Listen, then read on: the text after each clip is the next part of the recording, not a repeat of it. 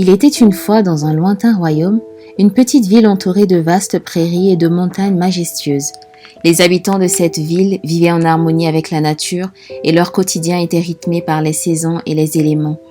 Au cœur de leur village se trouvait un vieil homme sage nommé Maestro, qui était connu pour ses histoires merveilleuses et ses connaissances sur les symbolismes des couleurs. Un jour, Maestro décida d'organiser un grand rassemblement pour enseigner aux habitants le pouvoir des couleurs et le symbolisme qui y était associé.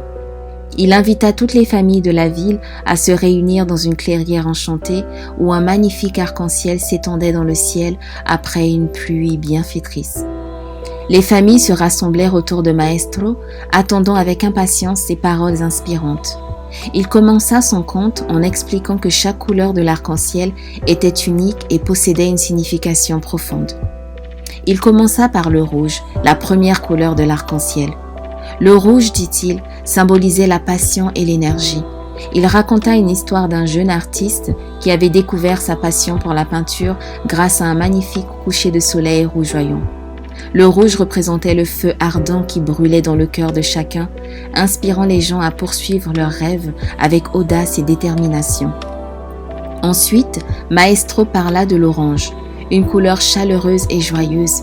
Il partagea une légende ancienne sur un royaume lointain où les arbres étaient chargés de fruits oranges, lumineux, symbole de générosité et de fertilité.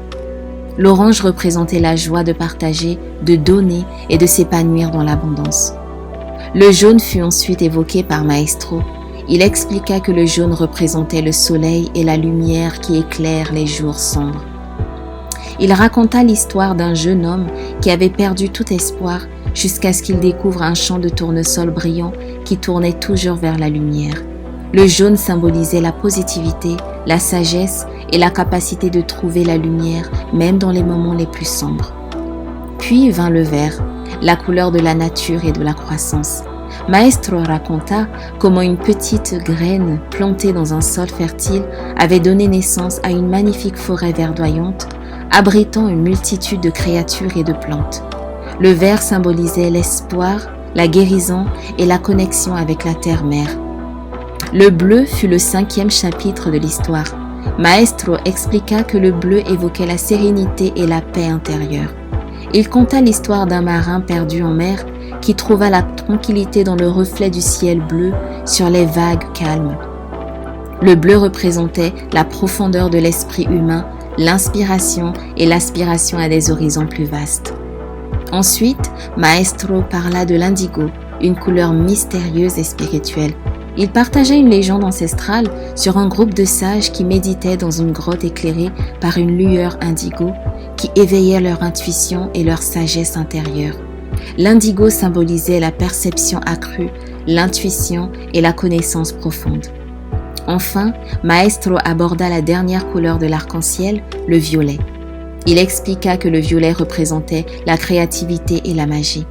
Il raconta l'histoire d'un jeune musicien qui jouait d'un violon enchanteur et qui, grâce à sa musique violette, pouvait toucher les cœurs et éveiller les rêves de ceux qui l'écoutaient.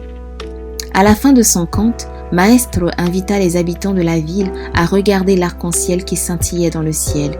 Il les encouragea à se rappeler le pouvoir des couleurs et les leçons qu'elles apportent. Les habitants rentrèrent chez eux avec une nouvelle appréciation pour les couleurs qui les entouraient et une compréhension plus profonde du symbolisme et de la magie de l'arc-en-ciel. Et depuis ce jour-là, les habitants de cette petite ville continuèrent à se rappeler les enseignements de Maestro et à trouver inspiration et émerveillement dans les couleurs de l'arc-en-ciel qui illuminaient leur monde.